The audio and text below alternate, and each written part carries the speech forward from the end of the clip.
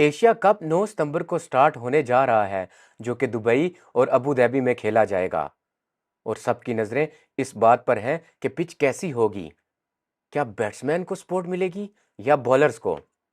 اسی حوالے سے former Dubai curator Tony Hemming نے انڈین ایکسپریس کو انٹرویو دیا اور انہوں نے اس میں بڑی اہم باتیں بتائی ہیں۔ ٹونی ہیمنگ نے کہا ہے کہ اس بار پچ پر گراس زیادہ رکھی گئی ہے، یعنی چیمپئنز ٹرافی میں بھارت نے 4-5 میچ کھیلے اور وہ ان بیٹن رہا، اس کی نسبت گراس زیادہ رکھی گئی ہے۔ اس کا مطلب ہے کہ بال اچھا کیری کرے گا اور بیٹسمین کو شاٹ کھیلنے کا زیادہ موقع ملے گا۔ رات کے وقت نمی کی وجہ سے ڈیو پڑنے کا خدشہ زیادہ ہوگا، اس سے بال گیلا ہو جائے گا اور بولر سے کنٹرول کرنا مشکل ہو جائے گا، خاص طور پر سپنر کے لیے زیادہ مشکل ہو سکتی ہے۔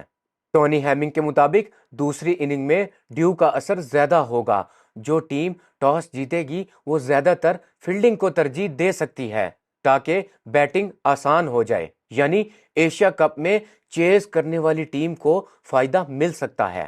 میرے خیال میں ایشیا کپ میں بیٹنگ اور بولنگ دونوں کے حالات بدلتے رہیں گے۔ سٹارٹ میں بیٹسمین کو بہتر موقع ملے گا، لیکن رات کو ڈیو کی وجہ سے بولرز کو مشکل پیش آ سکتی ہے۔ اس بار ٹاس جیت اور ہار میں اہم رول ادا کرے گا۔ آپ کے خیال میں ڈیو کا نقصان سب سے زیادہ کس ٹیم کو ہوگا؟